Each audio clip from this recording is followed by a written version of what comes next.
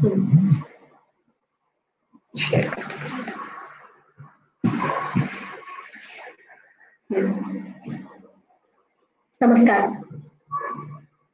Art सर्कलच्या 30-3 वाचन वसानंतर अर्धा तास लेखकाचा खास मध्ये मी तुम्हा सगळ्यांचं मनापासून स्वागत करते. आज लौकिक अर्थाने खर तर अधिक महिना संपुष्टात येतो आणि अधिक महिन्याचा हा 30-3 वाचन वसा म्हणून आज संपायला हवं होतं, पण 30 पुस्तकं पूर्ण झाली नसती. त्यामुळे आम्ही थोडंसं स्वातंत्र्य घेतलं आणि हा 30-3 वाचन वसा रविवारी पूर्ण होणार आहे. 30 आणि 3 मधल्या तिसऱ्या बालवाचकानंतर सुषमा पाटणकर यांचा मेसेज आला होता की 30-3 वाचन वसा संपतोय, आता हुरहुर लागली आहे. एक गोष्ट मी आवर्जून सांगू इच्छिते की या टीम मध्ये काम करणारे सगळेजण, विशेषतः जे पडद्याच्या पाठीमागे राहून कामं करतायत अशी मंडळी, रविवारी संध्याकाळी 7 वाजता आपल्या भेटीला येणार आहेत. तर रविवारी संध्याकाळी 5 वाजता बालवाचक आणि संध्याकाळी 7 वाजता आपली टीम आमच्यासाठी ह्या दोन्ही वेळा नक्की राखून ठेवा. आज अर्धा तास लेखकाचा खास नसून आजचा अर्धा तास हा वाचकाचा खास आहे.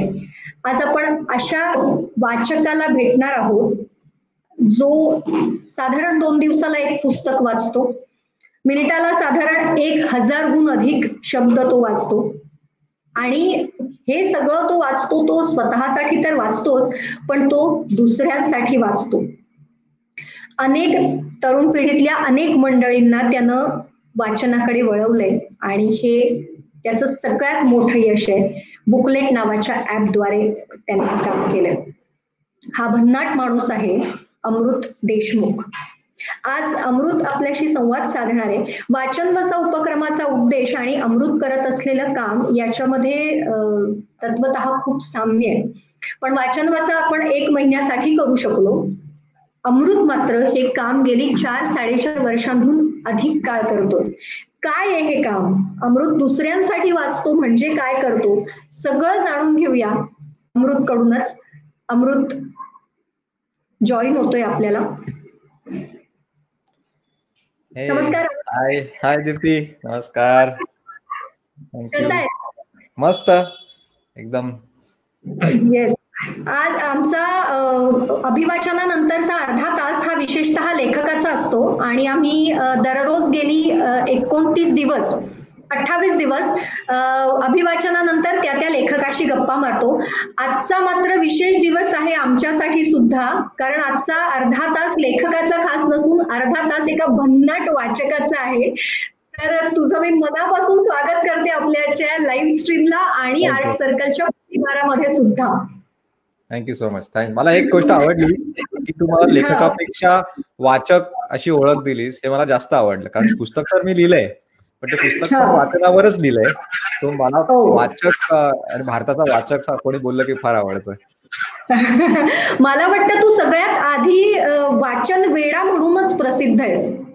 येस. लेखकापूर्वी वाचन वेड हेच तुझं प्रसिद्ध आहे. तर मला वाटतं आपण गप्पांची सुरुवात तुझ्या वाचन वेडापासूनच करूया. काय आहे हे वेड, जर आम्हाला सगळ्यांना समजावून सांग. गमतीची गोष्ट अशी की आता माझे मित्र ना, तर वाचन वेडामधला पहिला शब्द काढून टाकतात आणि मला फक्त वेडा बोलतात. ही आयडिया आली कशी, तर एक 4-4.5 वर्षापूर्वी आम्ही माझे ना 3 स्टार्टअप्स फेल झालेले.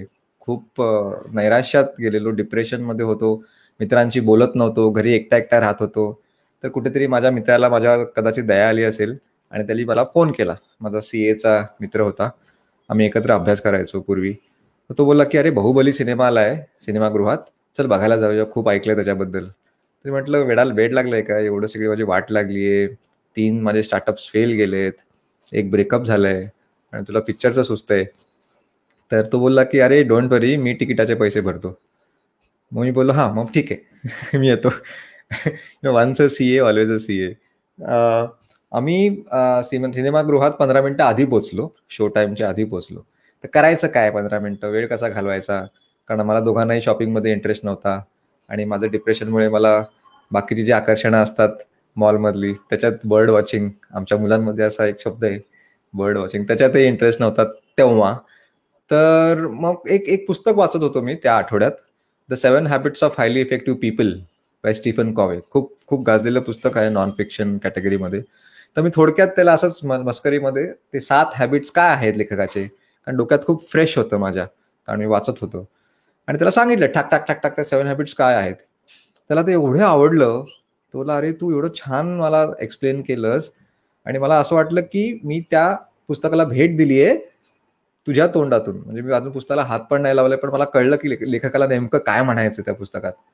तर तो बोलला की तू ना काय कर माहितीये, ह्यापुढे जी काय पुस्तकं वाचशील ना, तर आय एम शुअर तू काहीतरी तुझे नोट्स काढत असशील डायरीमध्ये, त्याचे समरी सारांश काहीतरी लिहित असशील, त्याचा फोटो मला व्हॉट्सअपवर पाठवत जा, so that your reading habit can benefit me. तरी शेवटचं वाक्य मला एवढं भन्नाट वाटलं आणि असं एक आकाशवाणी झाल्यासारखं, अरे वाव, माझ्या वाचनाचा फायदा दुसऱ्याला होऊ शकतो. जसं तू म्हणालीस सगळेजण स्वतःसाठी तर वाचतात, पण दुसऱ्यासाठी वाचणार असं कधीच नाही. आणि मी तिथून कदाचित ते बीज जे आहे वेडेपणाचं, म्हणजे मी आधी वाचत होतो, पण आता दुसऱ्यांसाठी वाचायचं म्हटलं की अजून खूप मोटिवेशन आणि प्रोत्साहन मिळायला लागलं, कारण आपण जेव्हा दुसऱ्यांसाठी काहीतरी करतो एक वेगळीच मजा असते. आणि तिथून ते बाहुबली थिएटरमध्ये जे एक असं गंमत म्हणून गप्पा झाल्या आणि तिथून जी जर्नी सुरू झाली, व्हॉट्सअपवर मी त्याला पाठवायला लागलो, मग असे 10 जण झाले, मग 20 जण झाली, 10 मित्रांपासून आज 16 लाख लोक माझ्याशी जोडली गेलेत. मग बुकलेट ऍप आला and there was no looking back. क्या बात आहे. ही प्रवास तुझा म्हणजे खूप ग्रेट आहे खरं तर. गेल्या आठवड्यामध्ये या सदरामध्ये एक लेखक आला होता, तो पण असाच CEO होता आणि तो पण असाच वेडा होता, पॅशनेट सीए, ज्याने संगीत बारी नावाचं पुस्तक लिहिलंय, भूषण कोरगावकर. आणि त्याने ही सीएची प्रॅक्टिस बंद करून संपूर्णपणे संगीत बारी आणि लेखन या क्षेत्राकडे तो वळलाय. तसंच तुझंही तू सीए पूर्ण बाजूला ठेवून या पुस्तकांच्या दुनियेकडे वळलायस. अगदी अगदी. आपण सीएला जॉईन होण्यापूर्वी या अभ्यासाच्या पुस्तकांव्यतिरिक्त तू काय वाचायचास पूर्वी? पुस्तकांच्या व्यतिरिक्त मी काय वाचायचो, मग लहानपणी जसं काय काय थोडा आवाज हे झाला. अभ्यासाच्या पुस्तकांच्या व्यतिरिक्त काय वाचायचं? लहानपणापासून मी काय फार असा वाचनवेडा नव्हतो. इतर मुलांसारखं मलाही खेळायला आवडायचं. तर ह्याचा श्रेय मी माझ्या भावाला देतो. माझा मोठा भाऊ खूप मोठा आहे, 12 वर्षांनी मोठा आहे. त्यामुळे भाऊ कमी आणि वडिलांसारखाच माझ्यासाठी होता. खूप धाक होता त्याचा माझ्यावर. तर तो काय करायचा, मी 5वी 6वीत असताना मला आठवतंय, माझा वाढदिवस जुलै महिन्यात पहिल्या आठवड्यात असतो. तर जूनमध्ये सगळ्यांना फोन करायचा, मित्रांना, पालकांना, की अमृतसाठी कुठलेही खेळणं वाढदिवसाच्या दिवशी भेट म्हणून आणायचं नाही आणि काय द्यायचंच असेल तर फक्त पुस्तक. थोडक्यात काय, I never enjoyed my birthdays. आणि खूप चिडायचो त्याच्यावरती. मग काय इलाज नाही, no toys to play, surrounded with books. मग I got introduce to Harry Potter, Akbar Birbal, Alice in Wonderland, Snow White, Sherlock Holmes, Chacha Chaudhary, Akbar Birbal, Vikram Betal, हे सगळे. आणि गोष्टींमध्ये एवढं रमून गेलो मी की अरे वा, किती छान आहे, स्वतःचं विश्व एक तयार झालं. पण actually that was not the turning point. खरा टर्निंग पॉईंट होता 10वीची परीक्षा झाल्यावर. उन्हाळ्याच्या सुट्टीत माझा भाऊ परत माझ्याकडे आला आणि बोलला की आता तू मोठा होतोयस, तर तुला आता ना नॉन फिक्शन कॅटेगरी सुरू केलं पाहिजे. तर मी ॲज अन इनोसंट चाइल्ड म्हणतो, नॉन फिक्शन म्हणजे मला वाटायचं की पुस्तक म्हणजे फक्त गोष्टी, दुसरं काहीच नाही. तो बोला नाही नाही, असं नाही, एक मोठी कॅटेगरी आहे, लाखो पुस्तकं आहेत ज्याच्यातून तुला खूप शिकायला मिळेल आणि जरूर नाही की ते त्याच्यात गोष्टी असतील, नॉन स्टोरी बेस्ड पण असतात पुस्तकं. म्हटलं अच्छा, शिकायला मिळेल. मग मी 10 वर्ष शाळेत काय केलं, शिकत तर होतो. तर तो बोला की नाही नाही, ते सगळं शाळेत नाही शिकवत. तर मी विचारलं का, तर तो बोलला मलाही माहित नाही याचं उत्तर. आणि त्यांनी मला एक पुस्तक भेट दिली, rich dad poor dad by Robert Kiyosaki. ते पण तुला नक्कीच माहिती असेल. आणि ते पुस्तक वाचल्यावर मला माझ्या शिक्षकांवर आणि पालकांवर एवढा राग आला की 10 वर्षाच्या माझ्या शिक्षण प्रवासात कोणीही मला एक फायनान्शियल फ्रीडम हे हे शब्द माझ्यासाठी पूर्णपणे नवीन होतं. मला कोणीच डिस्कस पण नाही केलं की का श्रीमंत लोक श्रीमंत होतात, गरीब लोक का गरीब होत जातात. कारण श्रीमंत लोकांचा माइंडसेट वेगळा असतो. They don't work for money, they make money work for them. Poor people focus on active income, rich people focus on passive income. आणि हे म्हटलं हे काहीतरी भन्नाट आहे. आणि मी माझ्या शालेय शिक्षणात हे खूप मोठं मिस केलंय. शालेय शिक्षण हे पूर्ण नाहीये, it may be 50%. And then came the monk who sold his Ferrari, Chanakya Niti, Achyut Godbole, Sane Guruji वगैरे तर लहानपणीच वाचलेलं, Shyamchi Aai, alchemist, who moved my cheese, how to win friends and influence people, think and grow rich. आणि तिथून मला जे वेड लागलं की हे पण खरं, हे खरं शिक्षण आहे. आपल्याला वाटतं की टेक्निकल गोष्टी शिकलो आपण की आपलं असं नाहीये. त्याच्या व्यतिरिक्त जे अवांतर वाचन, खूप सुंदर शब्द आहे हा शब्द, कुठल्याच भाषेत नाहीये. इंग्लिशमध्ये फार आपण त्याला जनरल रिडिंग किंवा नॉन अकॅडमिक रिडिंग म्हणू. तर अवांतर वाचनच्या प्रेमात मी पडलो. इतरांसाठी तू पुस्तकं वाचायला लागल्यापासून कदाचित आमच्यासाठी हे पुस्तक वाचा अशी डिमांड यायला लागली असेल, म्हणजे येतच असेल अर्थात. तर तुझा स्वतःचा वाचनाचा चॉईस काय आहे? तुला स्वतःला वेळ जेव्हा मिळतो तेव्हा मला हे पुस्तक वाचायचंय किंवा मी अशा प्रकारची पुस्तकं वाचतो, अशी पुस्तकं कुठली? आता असं काही राहिलं नाहीये की माझ्यासाठी वेगळं, तुमच्यासाठी वेगळं. माझ्यासाठी वाचन आहे. आणि जसं तुम्हाला माझा वाचनाचा वेग एवढा वाढलाय, मला आवडत नसेल तरी म्हणते चल ना वाचून काढूया, किती वेळ लागतोय. अमृत तू किती वाचतोस असा मला प्रश्न विचारणं म्हणजे एका माशाला की तू किती वेळ पोहतोस असं विचारण्यासारखं. It comes by default. पूर्ण घरभरात पुस्तकं आहेत. ड्रॉइंग रूम मध्ये पुस्तकं आहेत, बेडरूम मध्ये आहे, किचन मध्ये आहे, टॉयलेट मध्ये आहे, सगळीकडे पुस्तक आहेत. सो मला मी काय करतो, मी रॅन्डम माझा एक म्हणजे माझ्या पुस्तकात आपला विषय होईलच माझ्या पुस्तकाचा, त्याच्यात एक हॅबिट नंबर 3 आहे, रीड रॅन्डम. कधीही एका विशिष्ट कॅटेगरीच्या पुस्तकांच्या कॅटेगरीच्या प्रेमात पडू नये. सगळ्या प्रकारची पुस्तकं वाचा. कारण बरेच लोक म्हणतात मी फक्त फिक्शन वाचते, मी फक्त बरेच लोक म्हणतात मी फक्त बिझनेस रिलेटेडच पुस्तकं वाचतो ज्याचा फायदा मला बिझनेस मध्ये होईल. ही खूप मोठी चूक आहे. Because in randomness there is creativity. वेगवेगळ्या विषयांना जेव्हा तुम्ही स्वतःला एक्सपोज कराल की मग क्रिएटिव्हिटी आणि इनोव्हेशन घडतं. त्यामुळे जे काही पुस्तक हाती लागेल, बॉरो केलेलं असेल, विकत घेतलेलं असेल, कोणी गिफ्ट केलेलं असेल, ही पहिली 10 पानं वाचतो मी. काय टेट टॉक असेल तर ते बघतो. आणि त्याच्यातून जर मला वाटलं की काहीतरी सॉलिड नवीन आहे, शिकायला मिळणार आहे, तर मग मी उरलेले 190 पानं वाचतो. माझ्या लिस्टमध्ये प्रश्न होताच, पण आपल्या प्रेक्षक बघतायत मीता तांबे नावाच्या, त्यांनी विचारलंय अख्खं वाचलेलं पुस्तक थोडक्यात वाचकासमोर ठेवण्यासाठी खास काय अभ्यास पद्धती वापरता?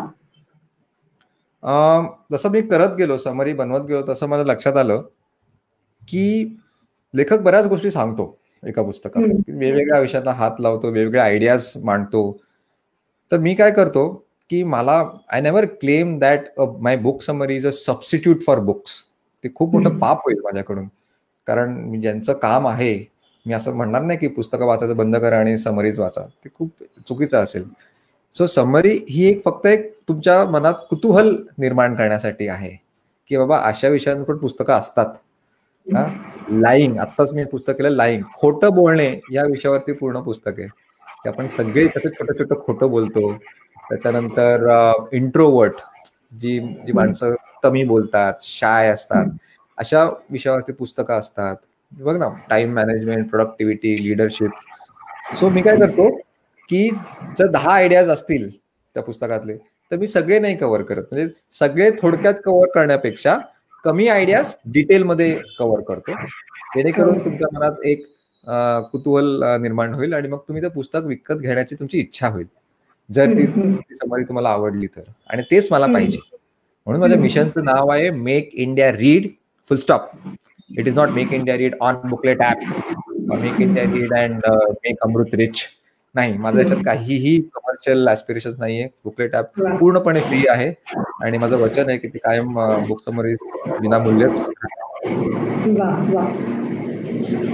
वाचकांकडून ह्या म्हणजे या पद्धतीला सुरुवात झाल्यानंतर वाचकांकडून कसे कसे रिप्लायज कसे कसे रिस्पॉन्सेस येत गेले? म्हणजे पुस्तकं आम्ही तू सांगितलंस किंवा तुझं ऐकून आम्ही पुस्तक घेतलं आणि खूप छान हो वाटलं ना. किंवा जे काही आहे त्या कशा काय काय म्हणजे अशा काही ठळक रिस्पॉन्सेस आहेत का की जे तू आज सांगू सांगू इच्छितोस?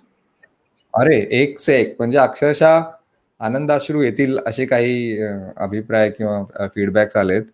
हो ना. एका मुलाचा मला मेसेज ईमेल आला लांब लचक, म्हणजे मला वाचायलाच अर्धा तास लागला. आणि तो काहीतरी एक 15 DY BCom किंवा असा वयाचा मुलगा होता. आणि तो बोलला की अमृत, मी जवळजवळ माझ्या आयुष्याचे 10 वर्ष नाक्यावर उभा राहायचो, टाइमपास करायचो, टपोरीगिरी करायचो, सिगरेट प्यायचो, कुठेतरी व्हॉट्सअपवर तुझं ऐकलं, ते फ्री आहे म्हणून चल बघूया, डाउनलोड करूया बुकलेट ऍप. आणि दीप्ती थोडा डिस्टर्बन्स येतोय तिथून, सो आपण एक काम नाही. करूया. हा हा. अ, इथे की तू प्रश्न विचारून झालास की तू म्यूटला जा. सो दॅट आता तो आवाज गेला. हा, ओके. सो तो म्हणाला की 10 वर्ष मी असं वेळ वाया घालायचो, नाक्यावर जायचो, 2-2 तास वेळ फुकट घालायचो, आणि म्हणून कुठेतरी बघितलं, तुझं ऍप डाउनलोड केलं, आणि आज पहिल्यांदा मी आयुष्यात पुस्तक विकत घेतलंय. आणि आज मी ठरवलंय की तिथे आता जायचं नाही नाक्यावरती, आणि रेग्युलरली पुस्तकं वाचायची, आणि मी तुझी बुकलेट्स ऐकतो. म्हटलं हे खरं अचिव्हमेंट आहे ना. बरेच लोक म्हणतात की तुझं टेट टॉक, तुझे अवॉर्ड्स, ते अचिव्हमेंट नाहीये. ती फक्त पोच पावती आहे माझ्या अचिव्हमेंटची, राईट. अचिव्हमेंट काय आहे की जेव्हा हे कोणाच्या आयुष्यात बदल होतो, एक माइंडसेटमध्ये बदल होतो, हे आपल्याला पाहिजे. आणि वाचनाचा तोच एक मोठा हेतू असतो. एकदा मला रात्री 11 वाजता एका तरुण मुलीचा फोन आला. हा, खूप छान आवाज होता, एकदम क्यूट आवाज होता, आणि बोलायला लागली, Amrit, I love your voice, you speak so well, I just listen to all your booklets, I just desperately wait for your audio summary every week. दर आठवड्याला मी एक पुस्तकाची समरी टाकत असतो. तर मी म्हटलं, ही रात्री 11 वाजता माझ्याबरोबर फ्लर्ट करते का? म्हणून मी पण जरा तिची खेचायची ठरवलं, आणि म्हटलं, तू नेहमी ऐकतेस का? बुकलेट ॲपमध्ये टेक्स्ट पण आहे, ऑडिओ पण आहे, तू कधी ऐकू शकतेस, कधी वाचू शकतेस. दीप्ती, तिने काय म्हणावं? ती म्हणाली, अमृत, मी आंधळी आहे. I can't read because I can't see. आणि अक्षरशः माझ्या अंगावर काटा आला. इनफॅक्ट आत्ता पण येतोय जेव्हा जेव्हा मी ते आठवतो, की अरे, हे माझ्या डोक्यातच नाही आलं की अशा लोकांसाठी बुकलेट हे वरदान आहे. कारण प्रत्येक पुस्तक त्यांच्या ते ब्रेन लिपीमध्ये काही कन्वर्ट होत नाही. आणि त्या रात्री जी मला झोप लागली ना, आई शपथ सांगतो, ते माझ्या स्टॉक मार्केटमध्ये जेव्हा मला मोठा पगार होता, 2.5 लाख महिना, ते समाधान मला कधीच मिळालं नव्हतं जे मला त्या दिवशी मिळालं. मला माझ्या आईला जाऊन जवळजवळ 15 वर्ष झाली, आणि तिने तिचे डोळे दान केलेले मृत्यूनंतर.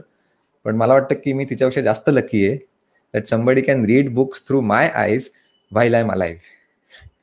अजून काय पाहिजे आयुष्यात? ऍक्च्युली हे तू सांगत असताना सुद्धा म्हणजे अंगावर काटा आला, डोळ्यात पाणी आलं खरंच. तुझी आतापर्यंतची सगळी पुस्तकं इंग्लिश मधली आहेत का? हा, दुर्दैवानं माझं शिक्षण इंग्लिश मीडियम मध्ये झालं. दुर्दैव असं म्हणजे याचा मला अभिमान नाही तर खंत आहे. मी ॲप बनवलाय, आणि मेक इंडिया रीड असं आहे की जगभरात इंडियन्स आहेत, आणि एक एक जरी आपल्याला आवडणार नाही तरी एक फॅक्ट आहे की आता इंग्रजी हा एक ग्लोबल लँग्वेज झालं. We have to accept it. It's an inconvenient truth. पण ऑफकोर्स मला माझ्या मराठी भाषेचा अभिमान आहे. तर स्टेप बाय स्टेप मी करणार आहे. आता इंग्लिश केले, कदाचित नंतर हिंदी, सगळे इंग्लिश समरीज हिंदीमध्ये ट्रान्सलेट करीन. मग आपले जे रिजनल लँग्वेजेस आहे, मराठी, गुजराती, तमिळ, त्यात हळूहळू करीन. आता जास्त वाचन सध्या इंग्रजीत आहेत, पण मी अच्युत गोडबोलेंची बरीच पुस्तकं वाचली आहेत. आपली जी मराठी साहित्यातली जी गाजलेली आहेत, छावा असो किंवा श्रीमान योगी आणि शिवाजींची पुस्तकं, सगळी वाचून काढलीत. म्हणजे पुढच्या काही वर्षात बुकलेट ऍप वरती मराठी पुस्तकांची समरी सुद्धा आम्हाला मिळू शकते. हो हो हो, नक्कीच. आता ह्यासाठी मला तुमची मदत लागेल, कारण सगळंच माझ्या एकट्याने शक्य नाहीये. तर ज्यांची जी मातृभाषा आहे, जर त्यांनी मला माझे इंग्लिश समरीज ट्रान्सलेट करून दिले आपापल्या मातृभाषेत, तर मग झालं. Will all make India read. नाही म्हणजे तू इंग्लिश पुस्तकांची इंग्लिश समरी मराठीमध्ये ट्रान्सलेट करायचं म्हणतोयस की मी जे म्हणते तेच म्हणतोयस दोन तू? गोष्टी आहेत. एक तर माझे जेवढे मी 200-300 बुक समरीज इंग्रजीत बनवलेत ते आपण मराठीत ट्रान्सलेट करू शकतो. दुसरं, मराठी भाषेतली, मराठी साहित्यातली जी पुस्तकं आहेत मराठीत, ती नॉन मराठी लोकांकडे जावी, तेही आपण करू शकतो. की अच्युत गोडबोलेंची किमयागार, वीणाताई गावणकरांचा एक होता कारभार, ह्याची ट्रान्सलेशन, ह्याचं मराठीत पुस्तक आपण जर इंग्रजी समरी बनवली, पूर्ण भारतात मराठी साहित्य पसरेल, तेही करू शकतो आपण.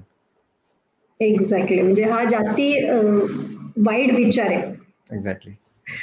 आता लॉकडाऊन ह्या संपूर्ण टाळेबंदीच्या काळात तू काय काय काय केलंस? कॅन यू गेस मी काय केलं असेल? तू अफाट पुस्तकं वाचली असशील, पण मला कुतूहल या गोष्टीचं आहे की ती तुझ्याकडे खूप जी काही पुस्तकं आहेत ती सगळी तुझी वाचून झालेली असणार आहेत निश्चित. तर नवीन पुस्तकं मिळवलीस कुठून, ती कशी तुझ्यापर्यंत पोहोचली आणि काय काय केलंस नेमकं, म्हणजे ती भूक तू टाळेबंदीच्या काळात भागवलीस कशी? तुला माझ्या मागचं दिसतंय ना दृश्य, ते हे 10% आहे. हा, ते 10%. आता आय थिंक तुला माझं उत्तर मिळालंय. सो असं नाही, सगळे वाचून नाही झालेत, कारण रोज मला एक पुस्तक कुरिअरनी येतं. आयदर लेखक मला तो स्वतः पाठवतो, दिग्गज, जगातले दिग्गज लेखक मला सगळे स्वतःहून पुस्तक पाठवतात किंवा वाच, आवडलं तर बुकलेटमध्ये टाक. मित्र मला उसनं देतात पुस्तकं. मला पुस्तक मिळवणं म्हणजे सर्वात सोपी गोष्ट आहे. नुसतं व्हॉट्सअपच्या स्टेटसवर जर मी टाकलं मला अमुक, मला मागच्याच आठवड्यात सेपियन्स नावाचं पुस्तक पाहिजे होतं, युval नोआ हरारी, खूप गाजलेलं पुस्तक आहे. व्हॉट्सअपवर टाकलं की अमुक पुस्तक पाहिजे, दुसऱ्या दिवशी पुस्तक माझ्या हातात. म्हणजे बघ ना, किती किती ताकद आहे. इंटरनेट आपण म्हणतो, पण आपण त्याचा नीट उपयोग करत नाही है ना. ते एक डबल एज स्वॉर्ड आहे. त्याचा कसा वापर करायचा आपल्या हातात आहे. आपण ते घरी बटाटे वडे बनवले की लगेच त्याचा फोटो टाकू फेसबुकवर आणि स्टेटसवर वगैरे, पण असाही वापर केला पाहिजे ना. इट्स लाईक चाकू डाकूच्या हातात दिला काय आणि सर्जनच्या हातात दिला, बघा वस्तू तीच आहे. आणि कम्प्लिटली का, तर त्याच्या मागचा हेतू निराळा आहे दोघांचा. एक स्वतः एकाचं आयुष्य घेतो, दुसरा एकाचं आयुष्य वाचवतो. किती फरक आहे बघ, वस्तू एकच आहे. तसंच इंटरनेटच्या बाबतीत. आणि या सगळ्या माध्यमाचा वापर तू इतक्या जबरदस्त पद्धतीने केलायस, म्हणजे तो आदर्शवत असा आहे जो वापर केलायस तो. आणि आम्ही सगळ्यांनी या गोष्टी खरंच खूप शिकण्यासारख्या आहेत. अमृत, एक प्रश्न आहे राजीव मोहितेंकडून. तू वाचलेल्या असंख्य पुस्तकांमधून, खूप कठीण आहे बरं का प्रश्न, तू वाचलेल्या असंख्य पुस्तकांमधून काही एसेन्शियल पुस्तकं सुचवशील का जी आम्ही वाचायलाच हवी असं तू म्हणशील? हा सर्वात कॉमन प्रश्न आहे माझ्यासाठी. अवघडपणे आणि सोपापणे प्रश्न. उत्तर तर मी देईनच, मी माझे टॉप फेवरेट पुस्तक सांगेनच. त्याआधी मला सांगायचं आहे की there is no such prescriptive list of books. त्या औषध दिल्यासारखं नाही की डॉक्टरांकडे गेलं की आता तुला काय मलेरिया ना, चल हे घे आणि बरा हो, तुला काय सर्दी झाली हे घे बरा हो. तसं नाहीये की काय दीप्ती तुला श्रीमंत व्हायचंय, रिच डॅड पुअर डॅड घे श्रीमंत हो. तुला डिप्रेशनचा प्रॉब्लेम आहे, सद्गुरूंचं इनर इंजिनिअरिंग पुस्तक घे, तू ठीक होणार. असं नाहीये ते. ओके, एक त्याला काय म्हणू मी, म्हणून मी reading habit, I always stand for reading habit. या दोन्ही शब्द महत्वाचे. मी पुस्तक आणि रीडिंग हॅबिट ह्यात फरक आहे. पुस्तकं घरी असली म्हणजे वाचन वेडा आहे असं नाही. इट्स लाईक घरी दोरीच्या उड्या असणं आणि दोरीच्या उड्या मारणं, ह्यात आहे ना फरक. आपल्या सगळ्यांच्या घरी दोरी असते, पण उड्या कोण मारतं. तर माझं आयुष्याचं ध्येय आहे की तुम्हाला वाचतं करायचंय. नुसतं पुस्तकं देऊन किंवा बुक समरीज देऊन काम होत नाही. कारण लोकांना वाटतं की नाही, 300-400 रुपयाचं पुस्तक असतं. पैशाचा प्रॉब्लेम नाहीये, प्रायोरिटीचा प्रॉब्लेम आहे. 500 रुपयाचा पिझ्झा घेऊ शकतो माणूस असं 2 मिनिटात, तर 300 रुपयाचं पुस्तक नाही घेऊ शकत. मग का माणूस एवढा दोन, कारण ते प्रायोरिटी नाही. आणि ती प्रायोरिटी मला टॉप प्रायोरिटी आणायचं. ठीक आहे. सो तुम्ही वाचत जा, तुम्हाला ते अक्युम्युलेटेड नॉलेजमध्ये एक जबरदस्त पॉवर आहे. पण अनफॉर्च्युनेटली ते दिसत नाही. माझं आयुष्यातलं 5वं पुस्तक आणि आजचं माझं 1392 हे पुस्तक चालू आहे. तर बघ किती फरक असेल वाचनात. त्यामध्ये असे नाही की प्रत्येक पुस्तक मला समजले, प्रत्येक ओळ मला समजली होती, पण जसं जसं माझं नवीन नवीन पुस्तक वाचत गेलो, ते अक्युमुलेटेड नॉलेजमुळे माझं पुढचं पुस्तक अजून सोपं होत गेलं. बरेचशा गोष्टी रिपीट होतात, अरे हे तर वाचले, अरे हे तर माहिती आहे, हे तर तेच आहे, फक्त एक्झाम्पल वेगळे असं होतं, राईट. हा, आता मी सांगण्यासाठी म्हणून मी सांगतो, कारण दर आठवड्याला माझे फेवरेट लिस्ट बदलत असते, दर आठवड्याला कधी कधी दिवसाला पण बदलते. माझं ऑल टाइम फेवरेट पुस्तक आहे स्टार्ट विथ व्हाय. ते असेल तर मी दाखवतो. नाही, दुसरीकडे. हा, एक मिनिट दाखवतो मी पुस्तक आहे.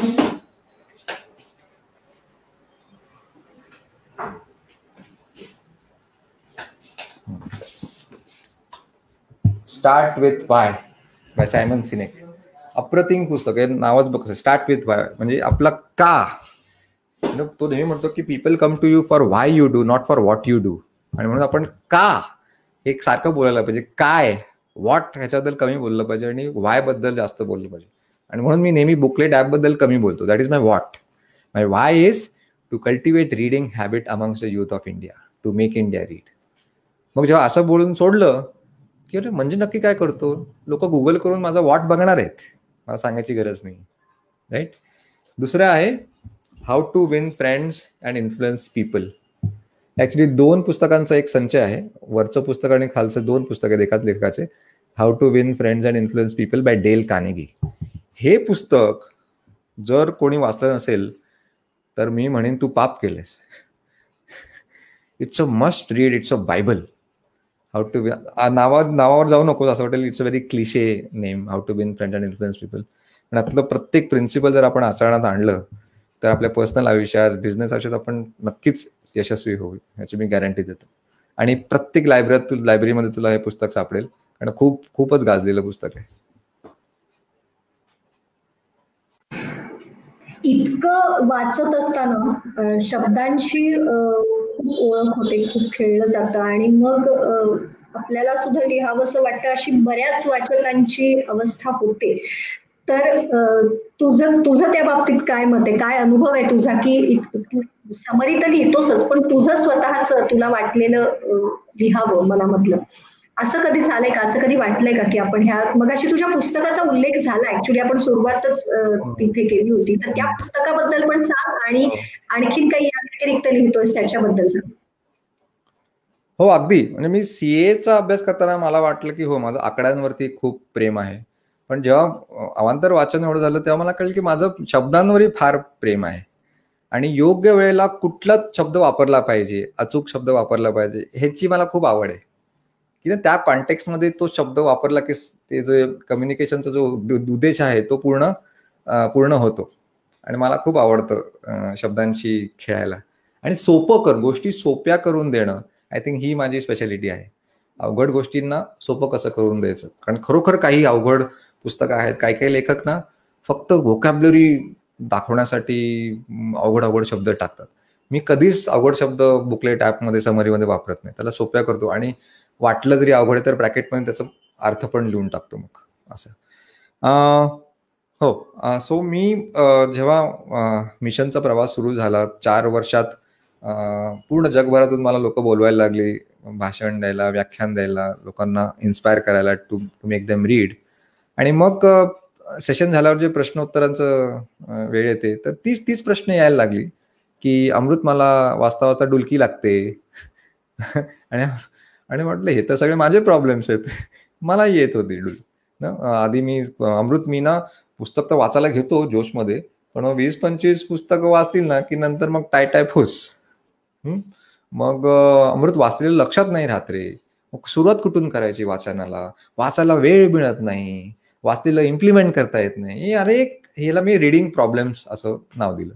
आणि मग मी म्हटलं की हे तर सगळे माझेच प्रॉब्लेम्स आहेत, काही वेगळं नाही, सगळ्यांचे प्रॉब्लेम्स आहेत. मग मी यांच्यावर काही वेगळे प्रयोग करायला लागलो, भरपूर प्रयोग. आणि हा माझा एक छंद आहे की माझ्या रिडिंग हॅबिट बरोबर वेगवेगळे प्रयोग करायचे. आता लिटरली लॉकडाऊनमध्ये मी एक खूप मोठा प्रयोग करतोय. मी चक्क 10 पुस्तकं माझ्यासमोर ठेवतो. एका पुस्तकाचे 5 पानं, पुस्तक बाजूला, पुस्तक बदलायचं. पुस्तक नंबर 2 5 पानं, पुस्तक बाजूला, पुस्तक नंबर 3 5 पानं. बघूया काय ह्याच्यातनं निष्पन्न निघतो. अजून चालू आहे तो प्रयोग. सो मी हे सगळे भरपूर प्रयोग केले आणि मग त्या प्रयोगाचे मॅनिफेस्टेशन म्हणा, ही 7 असे मला काही सवयी आढळल्या मला, आणि म्हणून त्याचं नाव दिलं 7 habits of highly effective readers. हे आता तुझ्या लक्षात येईल की 7 हॅबिट्स मगाशी जे नाव स्टीफन कवेचं सांगितलं, तर तो माझा खूप आवडता लेखक आहे. सो त्याला एक ट्रिब्यूट म्हणून मी त्याच्या नावाचं पुस्तक घेतलं आणि पीपलच्या ऐवजी रीडर्स असं नाव दिलं, आणि त्याचं मराठी भाषांतर पण झालेलं आहे. हो, उत्तम वाचक घडविणाऱ्या 7 सवयी. बरोबर केलं ना ट्रान्सलेशन? येस. सो त्या 7 सवयी जर तू आचरणात आणल्यास तर आय प्रॉमिस की पुस्तकं कधीच तुझ्या आयुष्यातून जाणार नाही, किंबहुना ते तुझ्या दैनंदिन आयुष्याचा एक रुटीनचा एक भाग होऊन जातील, आणि तुला वेगळा वेळ काढायची गरज नाही. म्हणजे आपल्या कुकिंगचा वेळ, फिटनेसचा वेळ, लहान मुलांबरोबर द्यायचा वेळ, कुठेही त्याचा त्याग करायची गरज नाही. आत्ता मग जस्ट लॉकडाऊन जेव्हा डिक्लेअर झालं, तर मला सगळी लोक म्हणायची तुझी 16 लाख लोक आहेत, फॉलोअर्स आहेत, आता एक व्हिडिओ बनव आणि सांग सगळ्यांना की आता वाचन सुरू करा, आपण सगळे घरात लॉक झालोय. म्हटलं नाही, मी असा व्हिडिओ बनवला नाही, कारण लोकांना हा एक चुकीचा संदेश द्यायचा नाहीये की तुम्हाला वाचनाला भरपूर वेळ काढावा लागतो, कारण मग लॉकडाऊन संपल्यावर मग काय परत नाही वाचायचं काय, असं नाही. सो हे पुस्तक bookletguide.com या माझ्या वेबसाईटवर आहे, ॲमेझॉनवर नाही आहे. आणि जसं मी म्हणतो, मी नेहमी स्वतःला एक सोशल ऑन्टरप्रेनर म्हणतो. हे काय बिझनेस नाही, हे मिशन आहे. हा शब्द मी स्वामी विवेकानंदकडनं घेतला, ते पण एका मिशनवर होते, वेदांत फिलॉसॉफीला त्याने जगभरात पसरवलं. तर अनसेल्फिशनेस, निस्वार्थीपणा, ही 1 ह्युमन व्हॅल्यू मी घेतली आहे, आणि ती मी माझ्या प्रत्येक कार्यात कशी आणायची हे याचा लक्षात ठेवतो. म्हणून बुकलेट ॲप पूर्णपणे विनामूल्य आहे, त्यात कुठेही तुला जाहिरातबाजी दिसणार नाही, सबस्क्रिप्शन फीज नाही आहे, पूर्ण फ्री आहे. पुस्तक लिहिल्यावरती आता ह्याच्यात मी कसा निस्वार्थीपणा आणू, म्हणून मी पुस्तकाचं कॉपीराईट नाही केलंय माझ्या नावावर, because copywriting and patenting is again selfishness. सगळं मलाच का मिळायला पाहिजे, आणि जर कोणी जर त्याचं रिप्रेझेंट केलं तर तो माझ्या मिशनमध्ये मदतच करतोय ना, तो लोकांना वाचता करतोय. So the ideas in this gift should be the ideas in this book should be a gift to the mankind to take it forward. आणि मग असं व्हायला लागलं की बरेचशी ना खेडेगावातली लहान मुलं मुली, तरुण मुलं मुली मला कॉन्टॅक्ट करायला लागले की अमृत, आम्हाला वाचनाचा वेळ आहे, वी आर पॅशनेट रीडर्स, पण पुस्तकं विकत घ्यायला परवडत नाही. तर मी म्हणायचो की बुकलेट ॲप डाउनलोड करा, सगळं फ्री आहे, एन्जॉय. आणि ते बोलायचे की अरे सगळे वाचून झाले तुझे, तू कायचे 250-300 टाकले सगळे, we are just desperately waiting for your next upload. And I had no answer for such passionate but poor readers. But now that I have written my own book, I have an answer. मी काय करतो, ज्यांना परवडतं please पुस्तक माझ्याकडनं विकत घ्या. याचे जे प्रोसीड्स येतात ते अर्धे मिशनचा जो खर्च आहे तो त्याच्यासाठी जातं, आणि अर्धे मी हे पुस्तक फ्री देतो अशा मुलांना ज्यांना विकत घेता येत नाही. So kind of Robinhood of books. जसं रॉबिनहुड करायचा, फक्त मी लुटत नाही, मी विनंती करतो की ज्यांना परवडते प्लीज विकत घ्या, ज्यांना नाही परवडत मी त्यांना फ्रीमध्ये देतो. सो आत्ताही जे कोणी बघतंय, जर त्यांना पैशाचा प्रॉब्लेम असेल, लॉकडाऊनमुळे नोकरी गेली असेल, काही प्रॉब्लेम असेल, तर don't hesitate, I will give the book for free. क्या बात है, क्या बात है. तुला म्हणजे कदाचित कल्पना असेल नसेल मला माहिती नाही, तू लाखो लोकांसाठी केवढा मोठा रोल मॉडेल आहेस. थँक्यू. आपल्याला एक प्रश्न आहे स्वप्ना पटवर्धन म्हणून. माझं वाचन मराठी आहे पण इंग्लिश सुरू करायला तुझ्या ऍपची मदत होईल का? अगदी 100%. येस. कारण हा मराठी वाचकांचा फारच सामान्य समस्या आहे, खूपच कॉमन प्रॉब्लेम आहे हा, की वाचनाचा वेग कमी पडतो आणि मग थोड्या वेळाने त्या सगळ्याचा कंटाळा यायला लागतो, अगदी प्रामाणिकपणे सांगायचं तर काय पद्धतीने तू वाचतोस कंटाळा येऊ नये म्हणून अगदी सुरुवातीच्या काळात ते पण थोडीशी आयडिया शेअर केलीस तर आवडेल आम्हाला. हो. हे बघ, बराच मी ह्याच्यावरती संशोधन केलं आहे की आपला सायकोलॉजी काय आहे, आपलं ब्रेन कसं काम करतं. हे बघ दीप्ती, आपल्याला ना आपल्या ब्रेनला असे मोठी कामं करायला आवडत नाही. जर तू आज ठरवलं आज मी अख्खं घर साफ करणार, कोणी किंवा तू स्वतः ठरवलं किंवा कोणी सांगितलं, तर पहिलं आपली रिॲक्शन काय, अरे बापरे, असाच आपला सबकॉन्शियस माइंड सांगतो, जाऊ दे ना उद्या करते. आणि ते उद्या तर कधी येतच नाही. तर त्याला जर आपण छोटं केलं, हा ना, एक टायनी स्टुपिड लुकिंग ऍक्टिव्हिटी, की नाही मला फक्त आज या पुस्तकाचं खण साफ करायचं आहे. आपल्या डोक्यात अच्छा एवढंच आहे ना, 5 मिनिटाचं काम आहे ना, चल करून टाकते. सो हे असं वाटतं छोटी ट्रिक नाहीये, खूप मोठी गोष्ट आहे, की जी मोठं काम करायला जे विल पॉवर लागतं ते नेहमीच आपल्याकडे ते विल पॉवर असतं असं नाही. कधी आपण फिजिकली ड्रेन्ड आउट असतो, थकलेलो असतो, मेंटली थकलेलो असतो. सो विल पॉवर वाढवणं हा काही सोल्युशन नाही. तर दुसरं सोल्युशन काय, ते कामाला छोटे छोटे चंक्स मध्ये डिवाइड करा. कुठलंच काम 5-10 मिनिटाच्या वरती ठेवू नका. मग मेंदूला मेसेज काय जातो की अरे चल ना सुरू करूया ना, काय 5 मिनिटाचं आहे, अँड यू गेट स्टार्टेड. आणि गंमत अशी आहे की वेन यू गेट स्टार्टेड आणि आपण हे साफ करायला घेतो की वाटतं की अरे चल थोडं हे पण साफ करूया, मग हे पण साफ करूया, आणि हळूहळू आपण जवळजवळ अर्ध घर साफ करतो. असं झालं तुझ्या बाबतीत? नक्की झालं असेल. तर ह्याला म्हणतात law of inertia. Law of inertia म्हणजे काय, की ज्या स्टेटमध्ये आपण आहोत त्याच स्टेटमध्ये राहावं असं वाटतं. जागे आहोत तो झोपावं वाटत नाही, झोपलं की सकाळी उठावं वाटत नाही. सिम्पल. सो याच्यात असंच करायचं. जर आपण असं म्हटलं की हे मला 400 पानांचं पुस्तक वाचायचंय, अरे बापरे 400 पान नको रे जावा, उद्या वाचतो. पण लिटरली तुला खोटं वाटेल, मी एका वेळेला किती पानांचं टार्गेट ठेवतो माहितीये? 3. फक्त 3 पानं. आणि चक्क तिसरं पान असं मी दुमडतो, म्हणजे की बाबा एवढंच मला वाचायचं, अँड आय गेट स्टार्टेड. पण interestingly I have rarely stop on page number 3. चौथं वाचावं असं वाटतं, चौथं. आणि जर ती स्टोरी चांगली असेल, इंटरेस्ट असेल, तर मग क्या बात आहे. तर हे आपल्याला करायचं. आणि लिटरली सुरुवातीला तुम्ही 3 पानं वाचून पुस्तक बंद करा, चालेल, पण ती तुम्ही टचमध्ये राहाल पुस्तकाच्या. सो हे विसरून जा की मला 400 पानाचं पुस्तक वाचायचंय. एका वेळेला 3च पानं वाचायची बस. मग तू कुठल्याही बाबतीत, व्यायामाच्या बाबतीत सुद्धा मी तुला म्हटलं चल तुला 100 बैठका मारायचे, 1000 दोरीच्या उड्या मारायचे, 10 किलोमीटर धावायचंय, तू म्हणजे थांब मला एक काम आठवलं, मी जाऊन येते, राईट. पण तुला म्हटलं की नाही नाही फक्त 2 पुशअप्स मारायचे, 2 पुशअप्स. अरे 2 पुशअप्स मी आत्ता मारते. तर ही खूप छान ट्रिक आहे, मी एका पुस्तकातूनच शिकलोय. जे काही मी म्हणतो ते सगळं पुस्तकातलं असतं, माझं काही नसतं. सो एक पुस्तक मी वाचलं, atomic habits by James clear.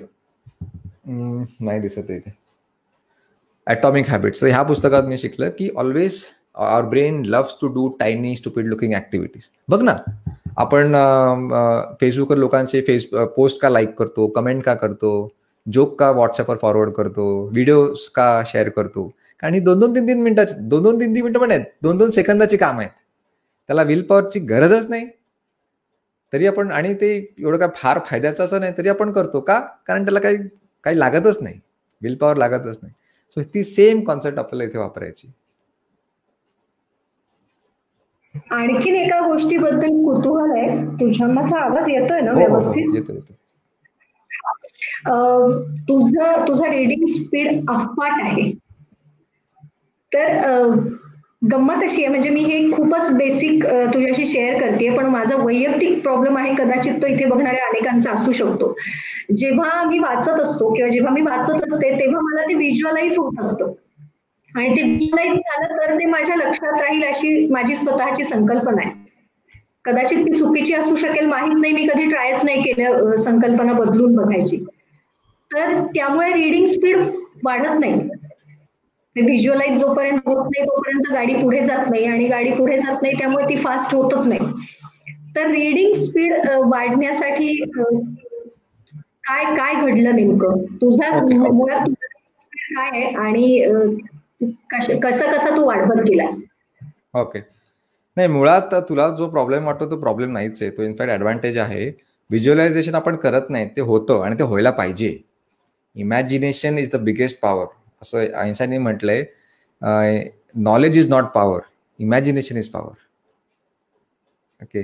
So ते तर व्हायलाच पाहिजे, आणि ते आपोआप होतं, ते काय वेगळं आपण करत नाही. आपला मेंदू नेहमी व्हिज्युअलायझेशन मध्येच काम करतो. ओके. आता इथे आपण स्लो का वाचतो, कारण लहानपणापासून आपल्या डोक्यात टाकलेलं आहे की जेवढं हळू वाचू तेवढं जास्त कळेल. हे खूप मोठं मिथ आहे, एक चुकीची समज आहे. असं काहीही नाही. In fact speed is a friend of concentration. साधं उदाहरण देतो. तू गाडी चालवतेस, फोर व्हीलर चालवतेस, हा. बघ ना, तू 40-50च्या स्पीडला जेव्हा आपण गाडी चालवतो तेव्हा किती सारखं ते FM चॅनल बदला, इकडे कोण बघ, तिकडे कोण आहे, ती खिडकीत बघ, आपण, कारण स्पीड स्लो आहे ना, तर लगेच आपण डिस्ट्रॅक्ट होतो. पण जर तू 120च्या स्पीडने चालवत असशील, कधी चालवलं असशील तर, किंवा 100च्या स्पीडने, तर आपण कसं असतो एकदम, ना, आपली हिंमत होत नाही इकडे तिकडे बघायची. मी तर कधी कधी FM बंद करतो, कारण मला तेही त्रास होत द्यायचा, कारण फोकस करायचा असतं. So see, this is the proof that speed is a friend of concentration. पण होतं काय इथे, कारण आपल्याला लहानपणापासून शिकवलंय की हळूहळू वाचा, एका वेळेला एक शब्द वाचा, है ना. त्यामुळे अर्थात आपला मेंदू आपल्या डोळ्यांपेक्षा जास्त फास्ट काम करतो, राईट. मेंदूला ते अपमानास्पद वाटतं की हे एवढं हळूहळू का चाललंय डोळे, आणि मग ही स्टॉप्स कोऑपरेटिंग, आणि मग हळूहळू आपण इकडे तिकडे लक्ष भटकतं, डुलकी लागते, डे ड्रीमिंग, वॉन्डरिंग ऑफ, ते सुरू होतं. So always read with a sense of urgency to finish the book. कसं मी पटापट हे पुस्तक उरकून टाकायचंय, चक्क उरकून टाकायचा हा शब्द मी वापरतोय, कारण हे अवांतर वाचनाचे पुस्तक आहेत. ह्याच्यात आपल्याला एका पुस्तकावरती असं काही मास्टरी नाही गेन करायची. You have to be jack of all, not master of one. एका पुस्तकातून 1, 2 किंवा 3 मोठ्या संकल्पना तू शिकलीस बस. Because there is a difference between learning and studying. याच्यात काय परीक्षा होणार नाहीये. You are not going to be tested on this information. मग फायदा घ्या ना त्याचा. लर्निंग आणि स्टडिंग मधला फरक काय आहे? Studying is always performance oriented. Reward punishment असतं त्याच्यात, परीक्षा असते ना, टेस्ट असते. Learning, we learn cooking, we learn swimming, we learn driving, we don't study them. Are getting my point. जेवढं पाहिजे तेवढं आपण शिकतो. गाडी चालवण्यासाठी clutch, gear, steering, brake, pass झालं. ते पुढे कार्बोरेटर मध्ये काय चाललंय आपल्याला माहित नाहीये, तरी आपल्याला गाडी चालवता येते. तसंच आहे वाचन. हे अवांतर वाचनामध्ये you have to learn things, not study. So studying is performance oriented, learning is work in progress. ठीक आहे. So we have to, even if you learn 10% from 10 different books, you will gain more than learning 100% from one book. Are you getting my point? का? कारण पहिल्या example मध्ये तू 10 वेगवेगळ्या लेखकांच्या मेंदूत घुसतेस आणि त्यांचे विचार शिकतेस. वेळेस दुसऱ्या एक्झाम्पल मध्ये तू एकाच माणसाचे विचार शिकतेस. ओके.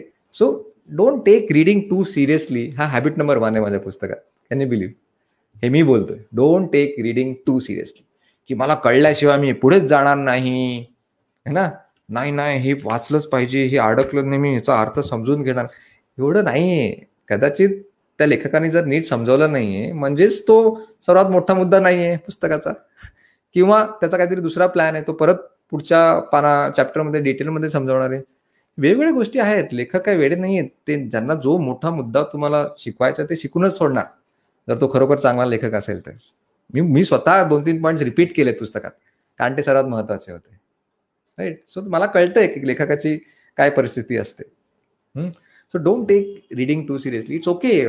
पुस्तक वाचून अर्धवट सोडलं, ठीक आहे, काय पाप नाही करत आहे तुम्ही. नाही आवडलं पुस्तक, ती लेखकाची पण जबाबदारी आहे ना तुम्हाला तुमचं लक्ष वेधून घेण्याचं. नाही त्याला जमलं. टीव्ही बघताना, पिक्चर बघताना आपण असा विचार करतो ना, की तो thugs of Hindustan cinema Aamir खानचा एवढा पकाऊ होता, मी तो सोडून दिला.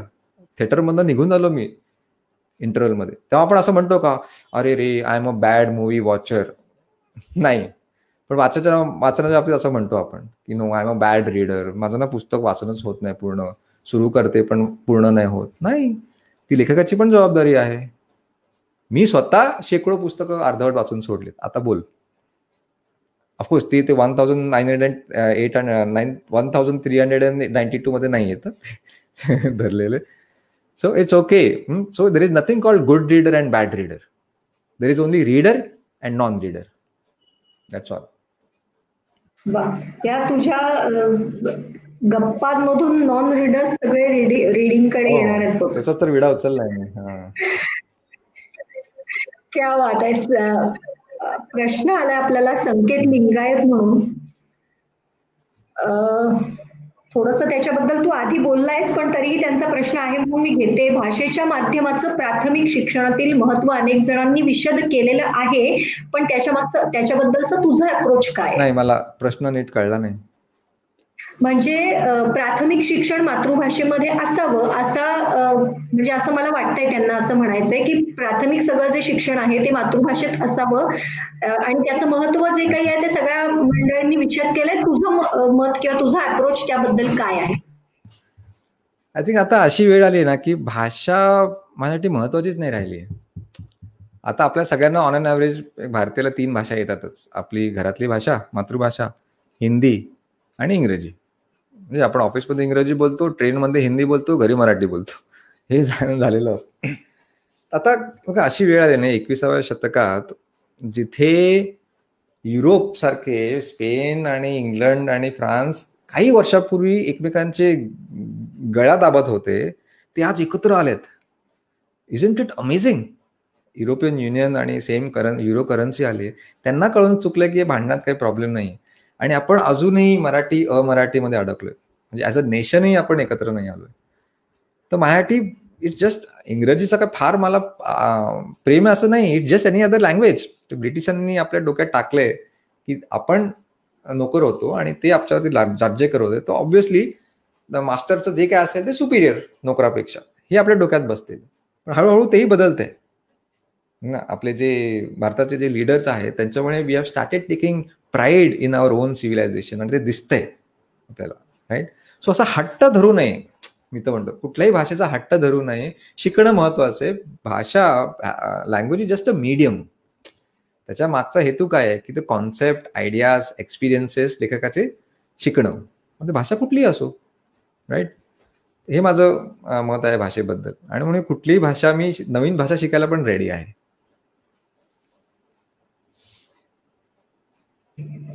राजीव मोहितेंचा अजून एक प्रश्न आहे. असं कुठलं पुस्तक होतं का ज्याने तुझ्यावर खोलवर परिणाम केला आणि तू बदलत गेलास?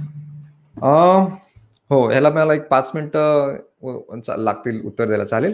कारण खूप महत्वाचं आहे सांगण्यासारखं. पुस्तक म्हणण्यापेक्षा कुठलं पुस्तक आहे तुला स्वतःच कळेल. झालं कसं, जेव्हा ते 3 स्टार्टअप्स फेल झाले, त्याच्यानंतर माझं एक रिलेशनशिप पण तुटलं.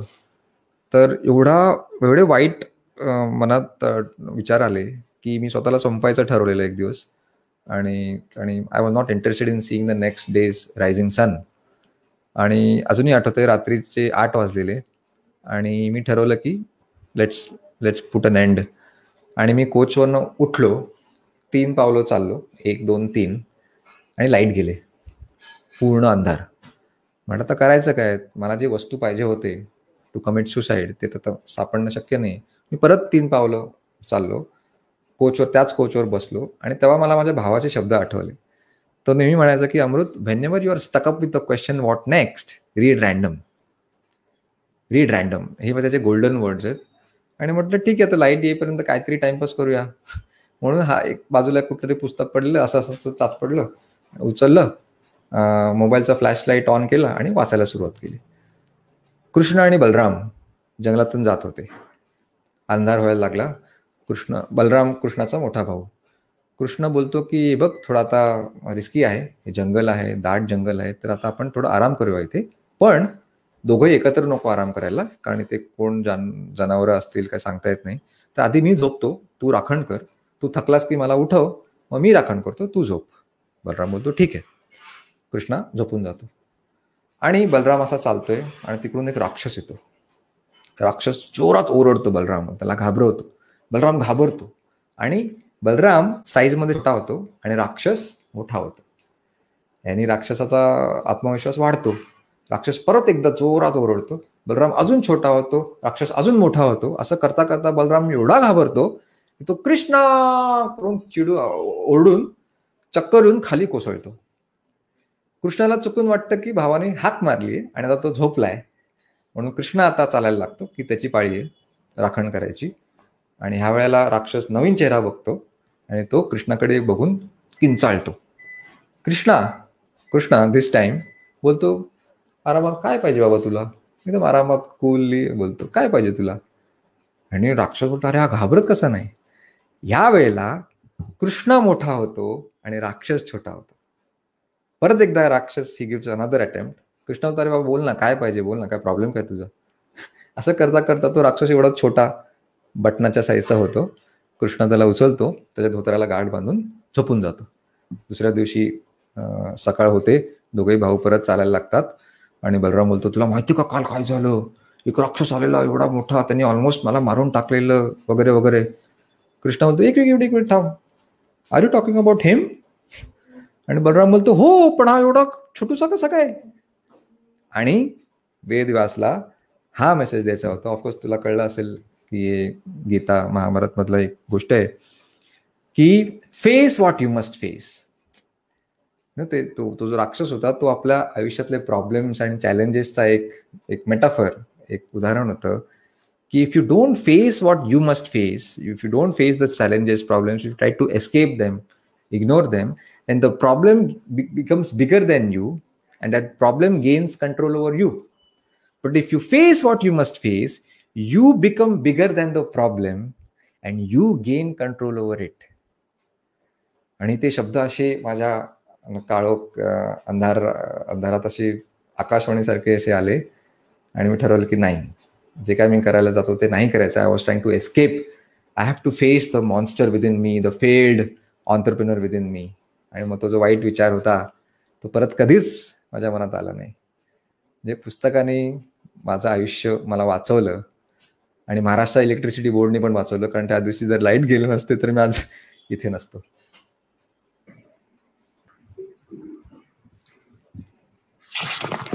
तुला तुझ्या भावांना पुस्तकांची ओळख करून दिली आणि संपूर्ण महाराष्ट्राला अमृत देशमुख माहिती झाला.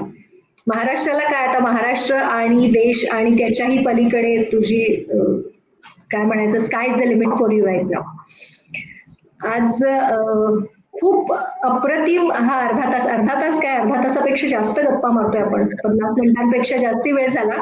अर्धा तास लेखकाचा खास असतो, आज अर्धा तास वाचकाचा खास होता. त्याच्याही पेक्षा आता तुझं सेशन संपल्यानंतर असं वाटते अर्धा तास मोटिवेशनल स्पीकरचा खास असा पण झालाय तो. हा एक डिसएडव्हान्टेज आहे. मी बोलू शकतो की वाचन, अति वाचनाचा एक हा दुरुपयोग म्हणू शकते की वाचक लोक खूप बोलतात कारण त्याच्याकडे बोलण्यासाठी एवढ्या गोष्टी असतात.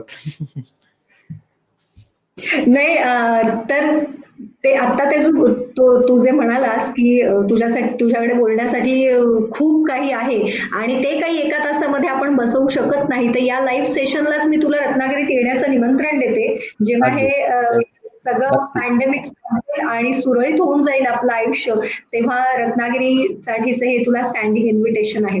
फक्त जाण्यापूर्वी तुझ्या ऍप बद्दल जी तांत्रिक माहिती आहे ती इथे बघणाऱ्या सगळ्यांना हवी आहे की ते डाउनलोड कसं करून घ्यायचं आणि त्याची काय प्रोसिजर आहे, तर त्याबद्दल फक्त एक सांग जाण्यापूर्वी. दोन प्रकारे आपण जोडू शकतो या मिशनशी. तुम्ही जोडू शकता. एक तर आहे बुकलेट ऍप, जो प्ले स्टोअर आणि ऍपल स्टोअरवर अवेलेबल आहे. पण झालं कसं, आता 16 लाख लोकांकडे तो ऍप आहे, ते वापरतायत. पण बरेच लोक ना केवळ ते विनामूल्य आहे ना, फ्री आहे ना, डाउनलोड करून ठेवूया, आणि तो मोबाईलमध्ये तसा धूळ खात पडत राहतो. आणि मग जेव्हा मोबाईलची मेमरी संपायला येते, the first app that goes out of the mobile is booklet. कारण बाकीचे आकर्षक ॲप्स असतात ना, यूट्यूब, इंस्टाग्राम ना, एटसेट्रा. मला अशी लोक नको आहेत. मी इथे I am not here for numbers. For me growth is not about getting bigger, it is about getting better. की मला हे download, number of download, views, likes, आता हे सगळं त्याच्या पलीकडे गेलं मी. मला काय फरक नाही पडत. जे लोक माझे सेल्फी मागतात, मला ऑटोग्राफ मागतात, ह्याच्या मला आता त्याच्यात काही इंटरेस्ट नाही राहिला. आता माझ्या कौतुक ऐकायचं पण मला कंटाळा आलाय. मला आता क्रिटिसिझम पाहिजे. माझ्यातलं सांगा, माझ्या चुका काय होतात, मला इम्प्रूव्ह करता येईल. सो मी आता काय केलं, गेट्स क्लोज केलेत मिशनचे, आणि त्याला एक मोठा लाल रंगाचा टाळा दिसेल तुला त्या ऍपवरती, आणि त्याची चावी या 16 लाख लोकांकडे आहे जे गेटच्या आतमध्ये आहेत, were part of the mission. ती चावी तुला शोधायची. आणि if you really have that burning desire to be part of mission make India read, to read, to cultivate reading habit, you will find that key. आपल्याकडे social media आहे, मी युट्यूबवर आहे, मी इंस्टाग्रामवर आहे, मी फेसबुकवर आहे, तिथे माझे पोस्ट आहेत. तिथे जर तू नुसतं कमेंट केलीस की मला कोणी की देईल का, ते ह्यातलं कोणीतरी तुला की देईल. पण तुला प्रॉमिस करायला लागेल की आय विल रीड रेग्युलरली, मगच तो तुला की देईल. दुसरा आहे माझा व्हॉट्सअप नंबर. मी अजूनही व्हॉट्सअपवरती बुक समरीज शेअर करतो. तर माझा व्हॉट्सअप नंबर आहे 9594. तिथे जर तू सगळ्यांना जर टाईप करून दिलंस तर तुझ्याकडे असेल ती सुविधा. 9594-7000 9594-700077. हा माझा व्हॉट्सअप नंबर आहे. इथे जर तुम्ही टेक्स्ट केलं की मला बुक समरीज वाचायचे तर आय विल शेअर. आणि दुसरं bookletguide.com ही जी वेबसाईटवर ॲपची लिंक पण मिळेल, माझ्या पुस्तकाची पण लिंक मिळेल 7 हॅबिट्सची.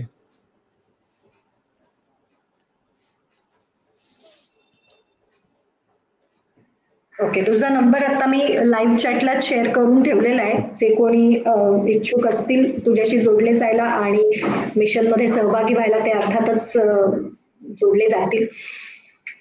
गेले 29 दिवस हा वाचन वसा आम्ही घेतलाय. 29 दिवस 29 वेगवेगळी पुस्तकं अभिवाचन करून त्यांच्या लेखकांशी गप्पा मारणं खूप अवघड आणि खूप जड काम आहे.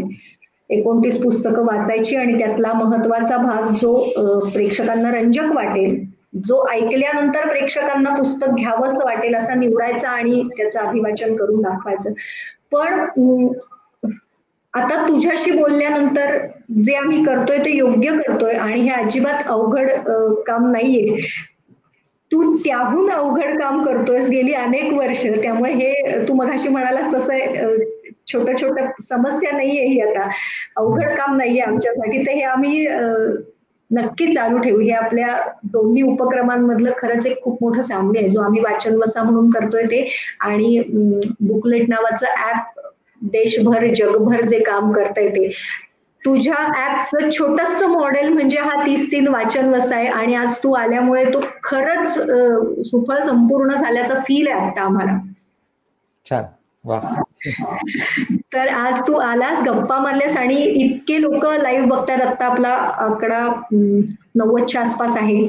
त्यापेक्षा जास्ती शेअर्स आहेत आणि लोक बघतायत आपापल्या मोबाईल्स वरती. हे सगळं नंतरही पाहिलं जाईल आणि जे बघणारे आहेत त्यांच्या अशा रिक्वेस्ट आहेत की ह्या लाईव्ह सेशन सेव्ह करून ठेवा जेणेकरून आम्हाला नंतर बघता येईल. तर इतकं सुंदर लाईव्ह सेशन होतं अनेक दिवसांमधलं एक. तर मनापासून आभार मानते मी तुझे आर्ट सर्कलच्या वतीने आणि मघाचं आमंत्रण पुन्हा एकदा देते. सगळं सुरळीत होईल आयुष्य तेव्हा रत्नागिरीमध्ये अवश्य आणि आपल्या खूप गप्पा मारायच्या शिल्लक राहिल्या आहेत रसिकांशी, तोही कार्यक्रम आपण करू. नक्की, मी मला यायला आवडेल रत्नागिरीला. मास्क घालून येईन मी. चलो, okay, thank you so much. Happy reading आणि हात धुत राहा. चलो, बाय. धन्यवाद, बाय.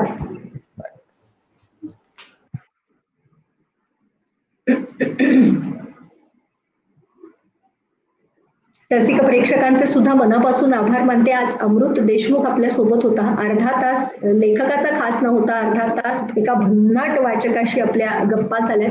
मला खात्री आहे याच्या बरोबरच्या गप्पा ऐकल्यानंतर तुम्हाला हे सेशन झाल्यानंतर एखादं तरी पुस्तक हातात घेऊन त्याने सांगितल्याप्रमाणे 3 तरी का होईना आज पानं वाचूया अशी इच्छा नक्की होईल, याची मला नक्की खात्री आहे. पुन्हा भेटूया उद्या संध्याकाळी 7 वाजता आणि रविवारी संध्याकाळी 5ची आणि 7ची वेळ आमच्यासाठी नक्की राखून ठेवा. धन्यवाद.